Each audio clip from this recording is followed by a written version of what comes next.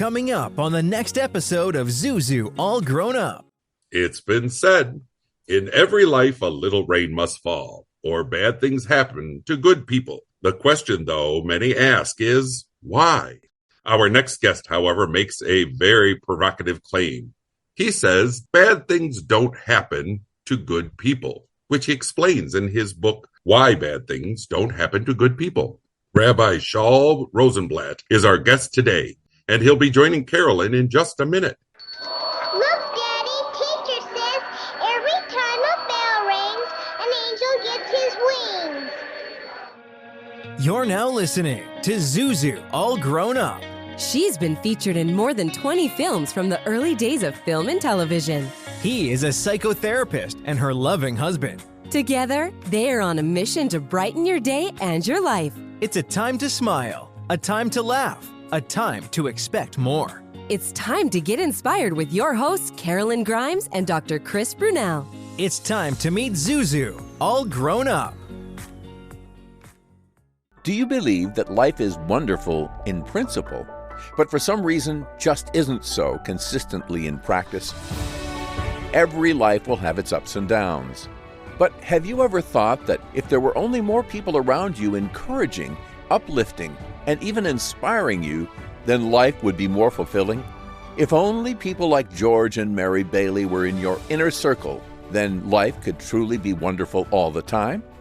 If so, we've got good news for you, because you can find such people on this podcast and at zuzunetwork.com. This podcast is the vision of Karolyn Grimes, Zuzu, and Dr. Chris Brunel, illustrating how the timeless message of It's a Wonderful Life can be and is applied to our modern lives and situations.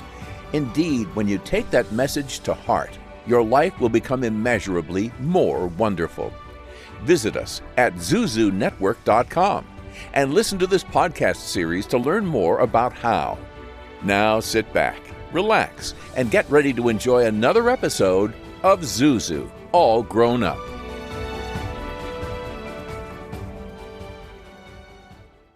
Get ready for miracles. Get ready for Zuzu, All Grown Up.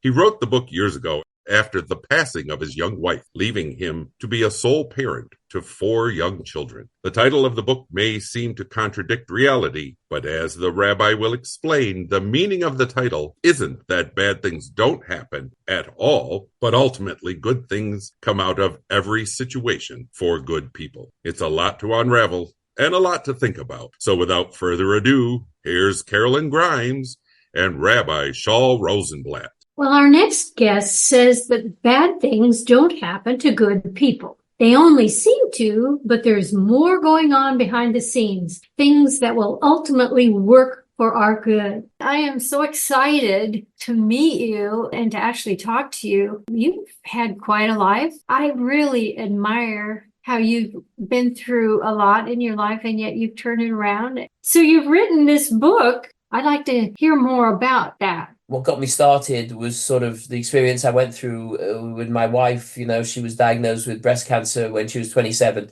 We'd had a pretty charmed life until then, you know, everything was perfect and everything, no problems. And we had 4 kids at the time, just had our 4th kid. As one can imagine, through an incredibly difficult 2.5 years of treatment and sort of remission, and then it coming back, and ultimately with her passing away. And then the kind of being left alone with 4 kids, young kids, you know, age 2, 4, 6, 8. And that whole process, there was a lot of insight in as I went through it, very painful, very overwhelming, but at the same time, very touching and very godly, I would say.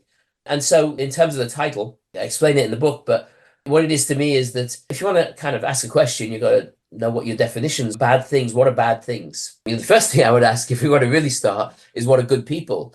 You know, it's funny that people ask that question, you know, how do you know who a human being is? You know, how do you know what's really going on in their heart? But let's put that aside. The real question is, what's bad? You know, what's a bad thing? My late wife used to say that cancer was her best friend. It had taught her so much. It was her teacher in life. And it had taught her so much about God and her relationship with God, her relationship with me and what her children meant to her. And she totally changed and totally transformed as a human being through the experience of the illness. after she passed away, we had a book. We Jews sort of have a 7-day mourning period called Shiva. During that period, we had a book for people to write in. And as I looked through people's reflections for her, the most common thing that people said was they felt she was an angel. They didn't feel she was a human being. They felt she was an angel. Now, you wouldn't have said that before she got the cancer.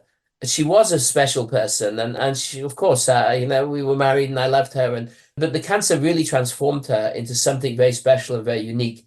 So what's a bad thing? I like to give the example of a lovely guy, good man, on his way in his 20s, let's say. He goes to go to see his grandma after work, and he does every day. And on his way to see her, there's a drunk driver who plows into him and knocks him over, and he gets compound fractures in both of his legs, and he needs to be in hospital for 3 months. And I ask people, ask an audience, well, a good thing, bad thing, what would you say? And everyone will say, oh, that's a terrible thing. And then I say, now he's in the hospital, and he glances over the bed next to him, and there's a beautiful young lady in the bed. They wouldn't have met, really, if it hadn't been for that. And she's also got her legs broken.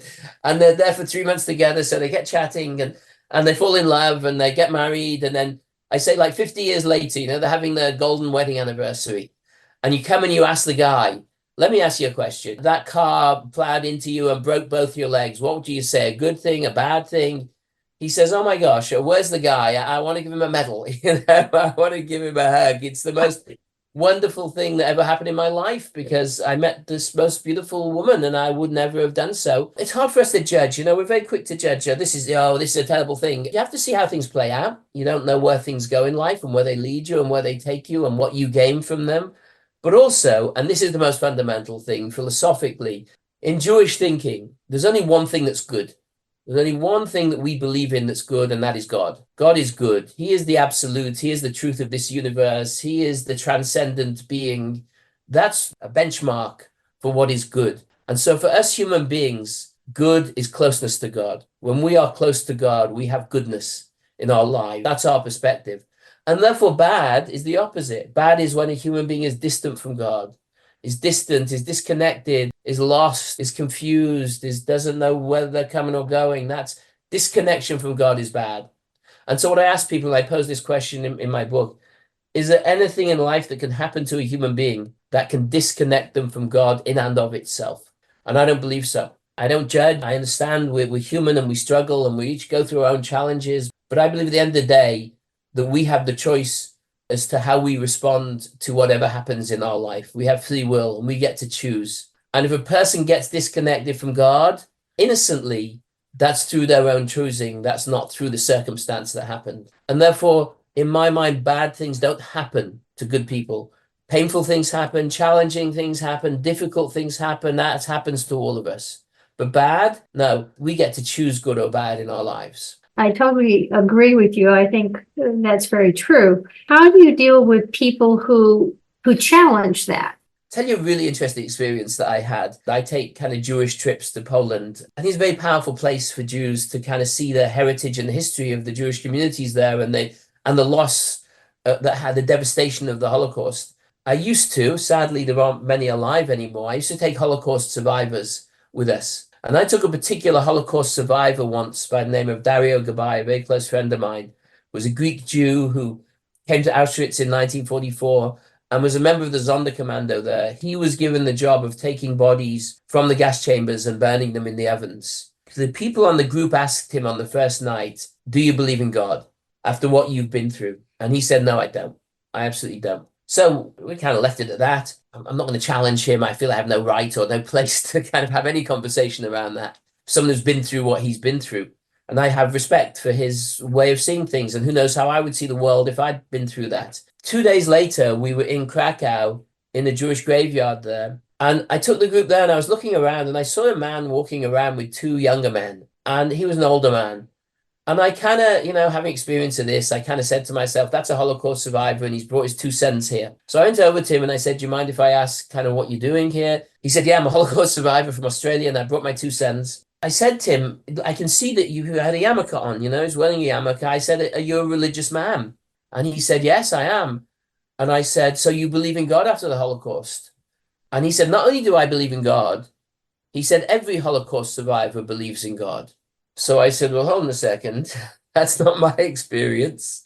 He says, well, Give me a Holocaust survivor that doesn't believe in God, and I'll show him that he does. So I said a little tentatively, well, here's one I prepared earlier, there's a guy over here, maybe I can introduce you. And I, again, tentatively, because I really wasn't sure if it was right or appropriate, but I introduced them. I said, Dario, I want you to meet this guy. And the whole group gathered around to listen to them talk. And it was one of those moments in life where just the feeling was so powerful. It was so in the moment. I don't remember what they said. I don't remember the conversation they had. But all I know at the end of it all was Dario came out and he said to him, you know what, I do believe in God. And I do feel that. And I do know that God was there with me. He said, I'm just angry at what happened. That's all. I don't think God's not there. It's hard for people, I know, when they've been through suffering and when they've been through pain and when they've been through struggle. And I don't judge anybody on that. And I know it's so human of us and it's so innocent of us. But I do believe that philosophically speaking, when you look at what I'm saying, it's hard to argue with. If that is your definition of good, give me another definition of good. Give me another definition of bad. You want to define pain as bad? Fine, let's discuss that. Is pain bad? In my mind, cancer is one of the most deadly diseases. The reason it's so deadly is because it doesn't cause any pain. If doctors could figure out a way to make cancer hurt people in the early stages, it wouldn't kill half as many people because it's a silent disease because it is painless. Pain is a wonderful thing. Pain is a warning sign. Pain wakes us up, both physical pain and emotional pain. It tells us something going wrong in our lives. Now, we don't like it and we don't want it and we don't go looking for it. But in my mind, when it comes, you can resent it and you can throw it out the window and say, I don't ever want this and I'm not interested. And that'll be a shame because you'll miss out on the gifts that it offers. I find that for people who embrace it, they always find something in them. They always grow and they always change and they always find a better life through pain. I have to share with you something. My son, when he was 18, committed suicide. He had a best friend and he was at his best friend's house. Wow. And so that morning we went to see and everything. And his best friend lived in a house that had no heat. It was a beautiful house, but she was just a teacher and she was running out of funds and she wasn't able to have heat. And so many things that were so sad. They were both seniors, these boys. When we saw that, we knew he was our son's best friend and we offered to pay for his education because we knew he wanted to go up in the world. And so, of course, he chose an out-of-state university. He graduated as an attorney. Wow. And see, for me, there's a lot of sad things happened, but that's one of the good things that came from it. I think that you just have to open your mind to the fact that, you can make a difference in a good way, and it can make that positive feeling about something that's not so good. That hurts. Yeah, that hurts. It hurts. This boy benefited massively from that. Yes, he did. He's an attorney and he has a lovely family and we're still in touch for, all these years. There's a gift there that it gave you the opportunity to give that you wouldn't have otherwise had. That's right. It gave you an opportunity to contribute. And I find that when people look at pain with a little less anger and frustration and upset, and I find there's so much there and there's so much possibility there and there's so much that can come from it. It's just hard. I know how challenging it is. And I know how difficult it is. And I spend a lot of time as a rabbi supporting people who are suffering. In particular, I spend a lot of time supporting people who have cancer or who have loved ones who have cancer. I'm kind of a bit of a go-to person in my community here, having been through what I've been through. But I spend a lot of time supporting people through all sorts of experiences. I don't judge them and I don't have expectations of them. But I do know that there's possibility there for them. We'll join Karolyn and Chris in just a moment with more of Zuzu All Grown Up. First, an important message. Start your morning right with premium coffee roasts available at ZuzuNetwork.com and drink them in your Zuzu All Grown Up coffee mug. Also perfect for tea and hot chocolate. Stay inspired throughout the day with the same gratitude journal used by Karolyn and Chris. And check out t-shirts, hats, books, Christmas keepsakes, and more at ZuzuNetwork.com/shop.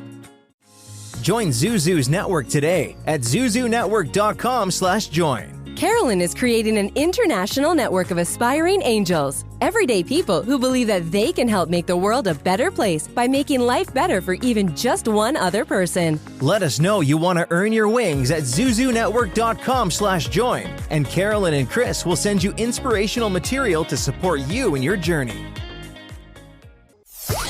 We're back with more Zuzu All Grown Up. I do know that there's hope. I do know that they can come out of this experience better and more expanded human beings. I look at it as wrinkles in your face. They get another wrinkle. It's just your path of life, and it's okay. Exactly. My wife is a lot younger than me. She's like, oh, age is the best thing could ever happen to a human being. It's such a gift, you have wisdom and you have perspective. So I'm just getting my camera back, and you have experience. And what could be better than age? It's such a blessing that you got there and that you got to that level and you got to that age. But a lot of people get very despondent in old age and feel like there's another wrinkle. Oh my gosh, 10 minutes older. And no, it's another gift of another 10 minutes of life that you've just had.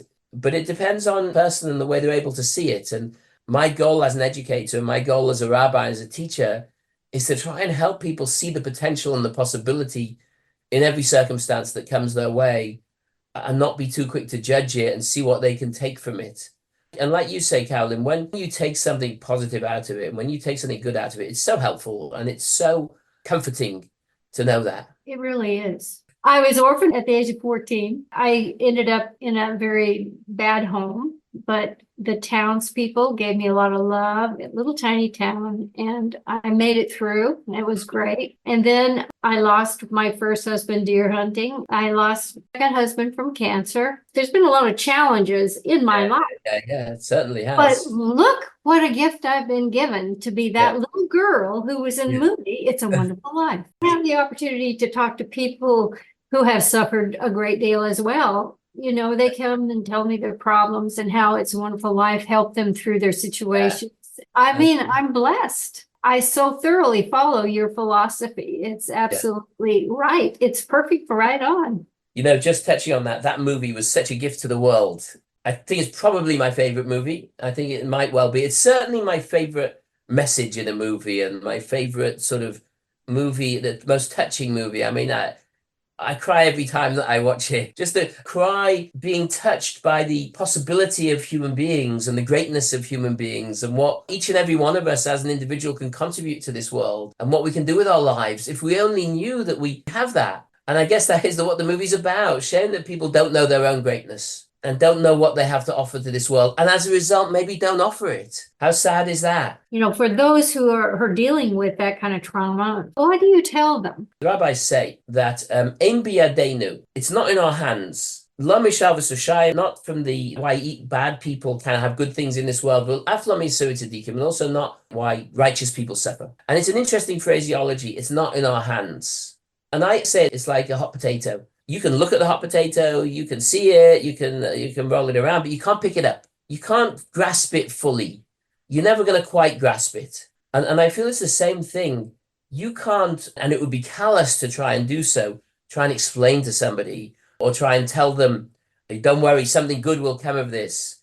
Or no, that's the last thing you want to do. To me as a helper and as a rabbi and as a kind of supporter for people struggling, I think all I want to do is give love. All I want to do is be there for that person. All I want to do is support them, care about them, show them there's somebody there, show them there's love in this world, show them the goodness of human beings, give them that strong foundation.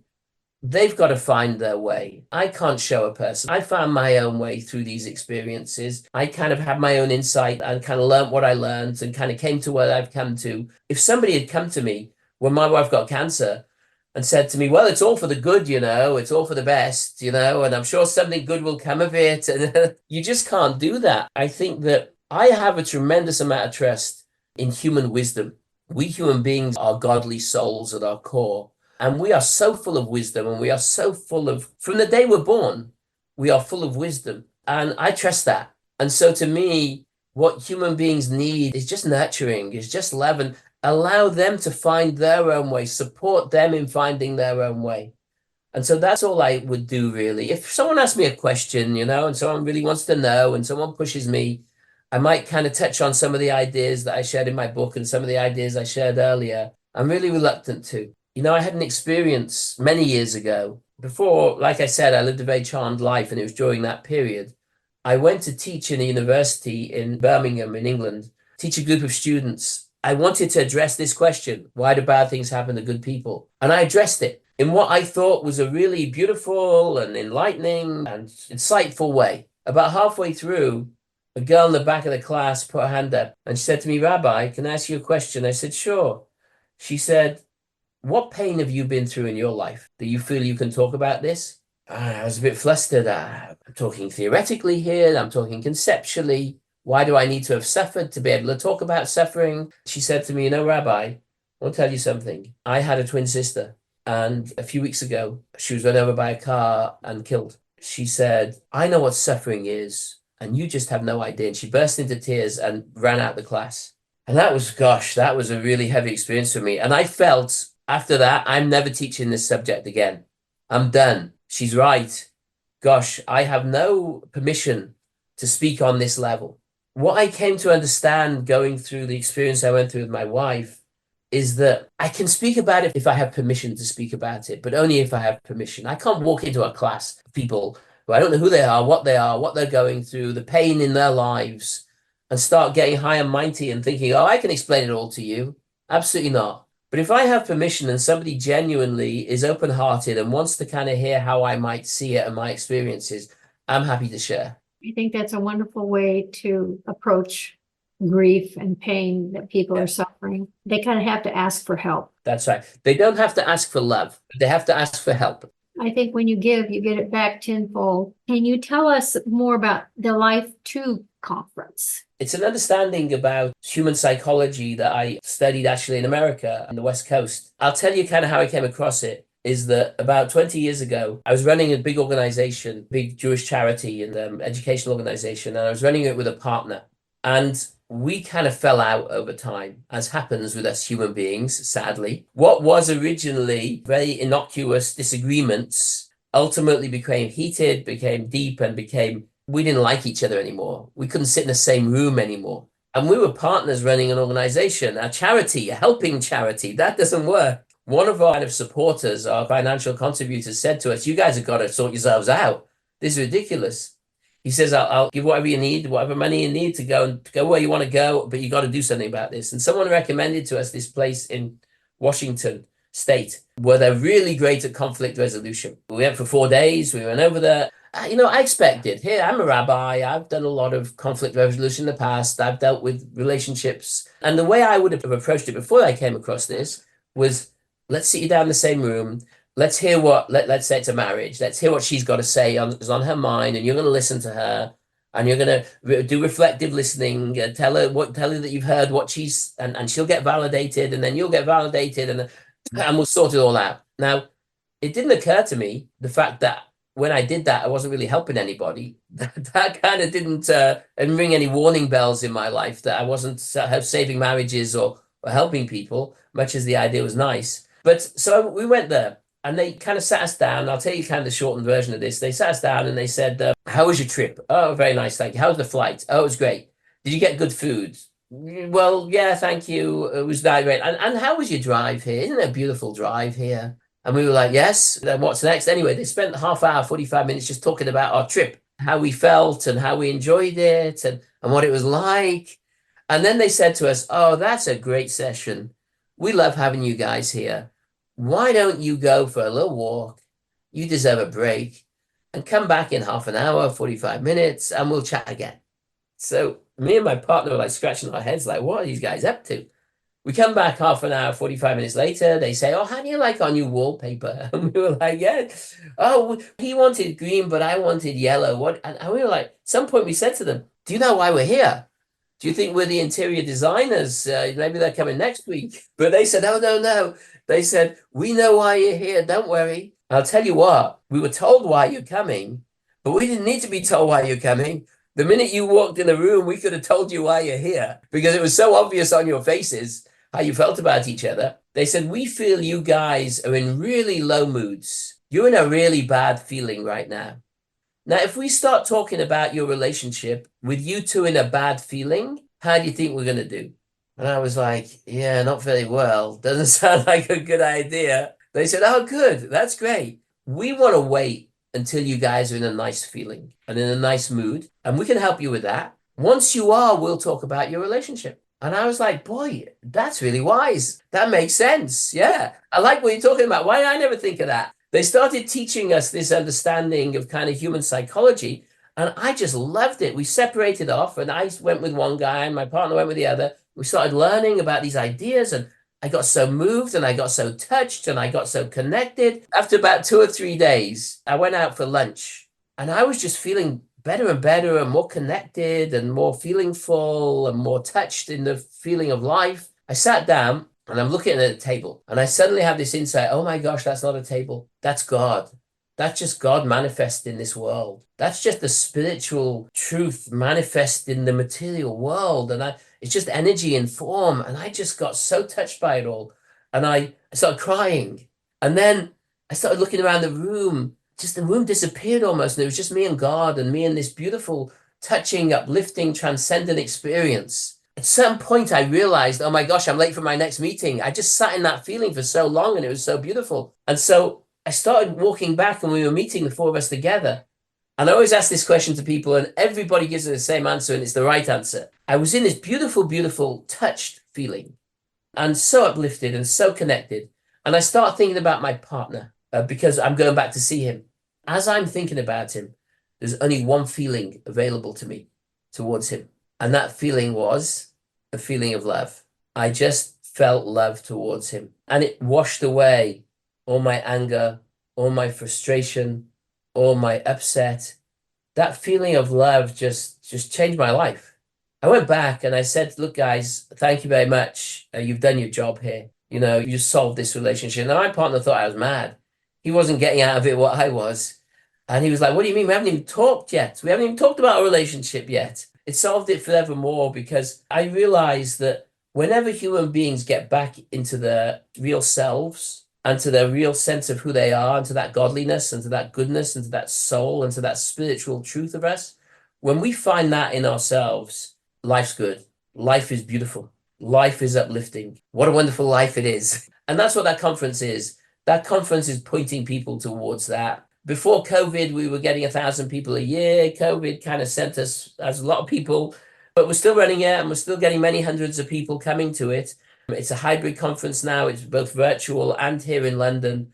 And it is my highlight of the year, because it's so moving and so touching and so uplifting to be in a room with 500-600 human beings who are all looking to find something deeper inside themselves. I'm grateful that I have the opportunity to be a part of it and to run it. Oh my goodness, the energy must be absolutely it is. overwhelming. It really is. It just is. You can't believe the energy over there. There's not a dry eye in the room, and it's so touching and uplifting. It's amazing. You are a spiritual mentor and a counselor of mental and emotional well-being. Does that mean that people come to you as not only a rabbi, but also as counselor? Absolutely. But, you know, from this understanding that I've been talking about, I just have a very different approach to it, you know? We'll join Karolyn and Chris in just a moment with more of Zuzu All Grown Up.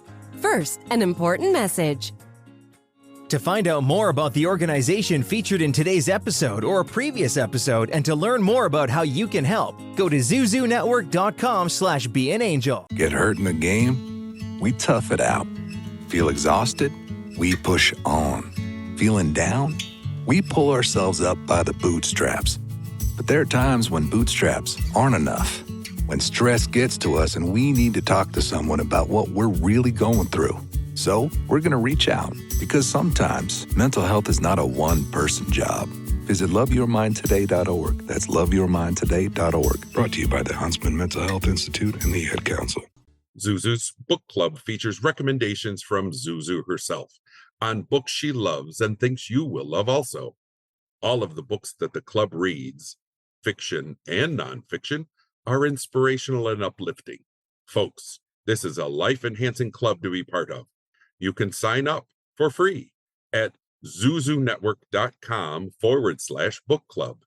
That's zuzunetwork.com/book club. Today's recommended book is Why Bad Things Don't Happen to Good People by Shaul Rosenblatt. It's a unique take on how to interpret bad things that happen in our lives and the good that is possible from them. You can find out how to get a copy of the book at www.zuzunetwork.com/book club.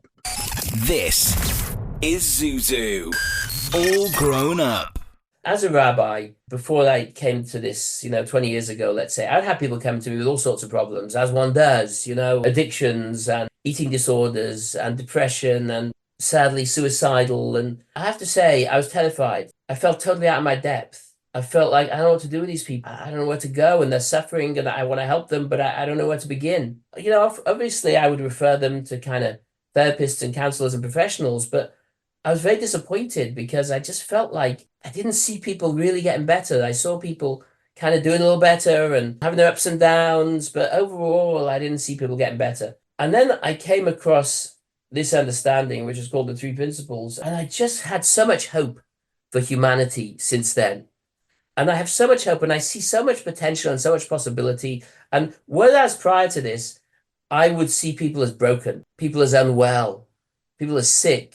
Somebody's got an eating disorder, they're not well, they're sick, there's something the matter with them. I don't see it that way anymore. I see it that somebody inside is a healthy and whole human being. They've just lost their way. And if I can just kind of awaken that health inside of them and help them find it and help them see it, they can change their lives, and they can change their lives quickly. And I've seen that happen. My wife practices this more as a kind of a therapy type thing, more of a counseling. She has a practice and has clients. I do a bit more ad hoc as a rabbi. The changes I see her make in people's lives is just, I can't even say. It makes me cry how I see her helping people. I recently sent her a couple who were pretty much about to get divorced. They're both in touch with their lawyers. And neither had any hope for the relationship. The man had had an affair, and the woman wasn't forgiving him, and they were just done. They were absolutely done. This was about 3 or 4 months ago. I sent them to Hannah, and I said, come on, give it one last chance with my wife. She works miracles, she's a miracle worker. So I sent them there, and just this Sunday, she asked me to sit on a session with them. And I couldn't believe it. He's broken up with this woman who he had the affair with. It was an ongoing affair at the time. Broke up with her. They're back together again. They're giving it a go. They want to make their marriage work. They're feeling confident about it. There's a feeling of love between them. She always surprises me with what she's able to do, So I feel very hopeful nowadays. And somebody comes to me really what you might call unwell, spiritually, emotionally, mentally. I don't see that. I see here's a healthy human being, and we're going to help them see that. So do you think, as a believer in God works through both you and your wife? Absolutely. We just feel grateful. We feel grateful that we can be the instruments of his work in this world. We're just conduits. Nothing more than that. What do I know? What do I have a clue about anything? Just a little old nothing, There's a beautiful phrase in Psalms.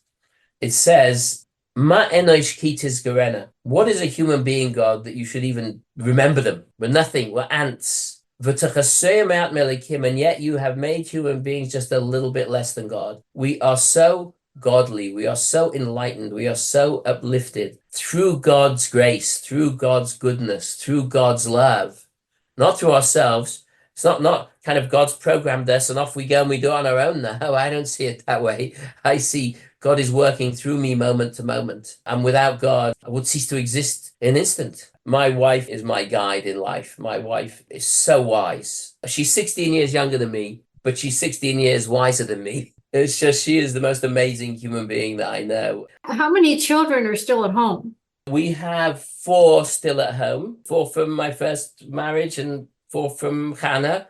Kind of hanging on as long as we can. The youngest is 12, so we've still got a few years before the empty nest. So we're enjoying it while we can. Children are such a beautiful gift from God, to share our journey of life with, and for us to get to share their journey of life. Well, I'm sure they get a very good foundation and background in your home. Facing life today is quite a challenge. You just remind me of the kind of my kids, just a beautiful thing. It's so nice to see when your kids kind of reflect back at you. So, a couple of months ago, I bought my daughter something that she wanted, my 19-year-old daughter. I bought her a gift and I knew she really wanted it and it was hard for me to get it. So she opened it up and she said, "Oh, Abba, that is amazing. I've wanted this for so long. It's incredible. I'm so excited. I can't wait to use it." I don't give me a whole story. I said, Sila, isn't there something missing from what you said? And she was like, what did I miss? I said, well, don't you want to say thank you? And she looked me in the eye and she said, Abba, you're the one that taught me that thank you is a feeling, not a word. And I was like so touched by that because she was right. She had thanked me. She'd really thanked me. And here's me getting caught in the form of the word. No, you got to say the word. If you don't say the word, you haven't expressed it. She was so grateful. And she had such a feeling of gratitude. But here's me getting, no, that's the word matters. And I love it when our kids kind of insight around that and sort of throw it back at us, and our kids become our teachers, that's the best. It's so gratifying to see that what you are trying to do has manifested itself. It's beautiful when you get to see that. Absolutely beautiful. I say with my eldest son, he became a rabbi in the community here. I've graduated from being Rabbi Rosenblatt to being Rabbi Rosenblatt's father. He's the one that everybody knows and everybody loves and everybody wants to meet with. And I'm like, I'm shoved off to the side over here. But that is so gratifying. I mean, you don't get more gratifying than that. Well, I kind of have one more question here. What do you think God feels when something we perceive as bad happens to his good people? I think God, in my mind, feels pain. I think God loves us. I think we're God's children. And the same way as when something painful happens to my children. My daughter has Crohn's. She was kind of diagnosed at 12 and she had an abscess in her intestines and she went through tremendous pain, tremendous suffering. And she was in hospital for a week and she was lying awake, screaming at night. And they gave her morphine. Nothing was helping. I mean, as a parent, that's just absolutely horrific. And they didn't know what it was either. They didn't diagnose it for a few days. So it was even worse. Like, we don't even know what's going on. And so I didn't want that for her. And I was pained by that. And I was praying for her to get over it. But I knew in my heart that she's going to be a different person because of this. I know this isn't a bad thing. I know that this is going to contribute to her life. That her going through challenge and hardship and difficulty that her friends aren't going through at that age is going to mature her and is going to give her insight that they don't have, and et cetera, et cetera, et cetera. Now, that doesn't stop me feeling pain for her and not wanting it to happen to her. But at the same time, I know that it's okay. And I'm happy to support her in her journey. And you know what? If you asked me if I could take it away, I don't know what I would do because I'm not God. And I feel God knows what's best for us. And it's not my choice to say. So, I feel that God suffers with us. There's a phrase again in Psalms, I am with you in your pain. And I feel God is there and loving and caring, but he knows what's best for us. And what's best for us isn't always what's painless for us, sadly. That's true. Well, Rabbi Shaul, I absolutely have enjoyed this no end. And I think you've made me have a much more positive attitude about a lot of things. I want to say to you that you just shine. Your belief in your goodness inside just shines. Oh, thank you. I really feel privileged for speaking to you. And I wish you all the luck with all your projects and helping people. You make this world a better place. Thank you. Thank you so much. Thank you. I'm very, very grateful. If people are interested in my book, it's available. It's out. Great way to learn more and to hear more about what I've been talking about. I actually have two books. One is Why Bad Things Don't Happen to Good People. And I recently published a book on prayer about how to find a spiritual experience in your prayer called Mean What You Pray. So those are my two books. They're available on Amazon. If you're interested, please, go out and learn more.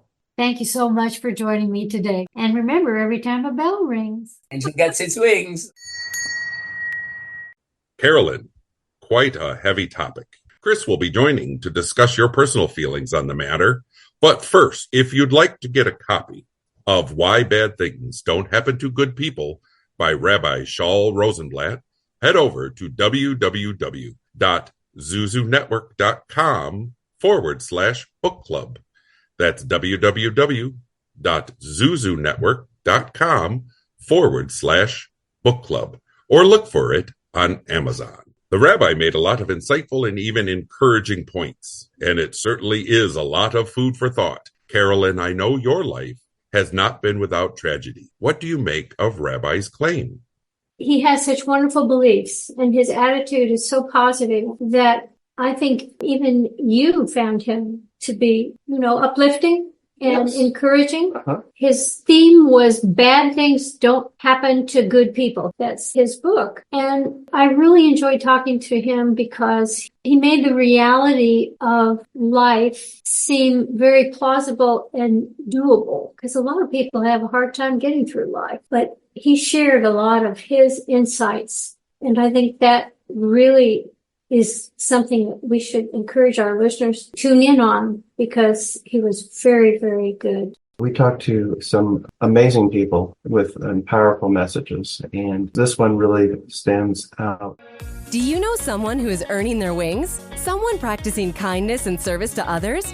Perhaps an organization or initiative helping make the world we live in a kinder, sweeter place. Or maybe you've witnessed the miraculous, the divine, the magnificent in some way in your life, and you'd like to share it with others. Go to zuzunetwork.com/tellmystory and let us know more. You may end up being featured on an upcoming episode of Zuzu All Grown Up. That's zuzunetwork.com/tellmystory. Now here's Seth Kennedy with today's parting thoughts. Karolyn and Chris, as always, a great discussion of a very serious topic.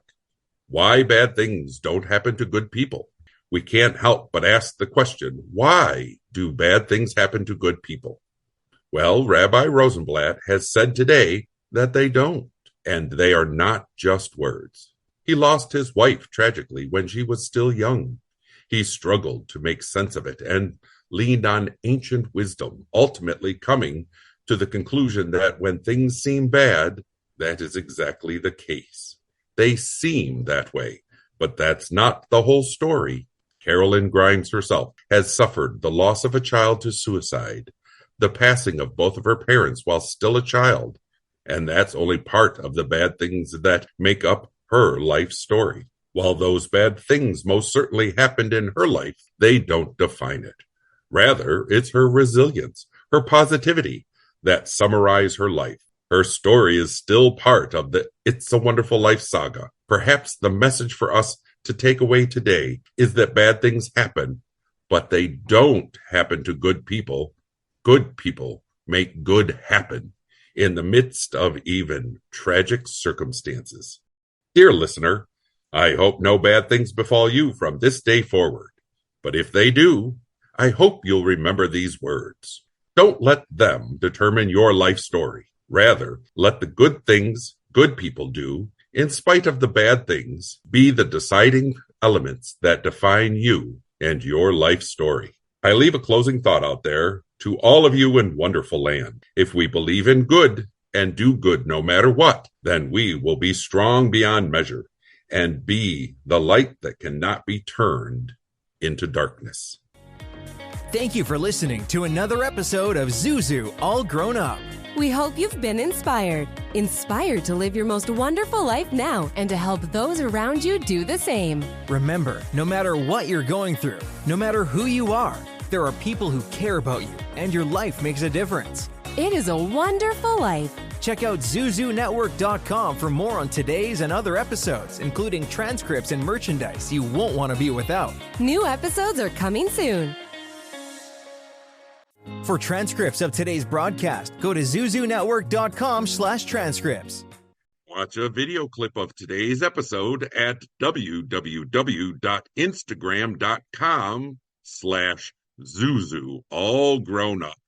That's www.instagram.com/Zuzu All Grown Up.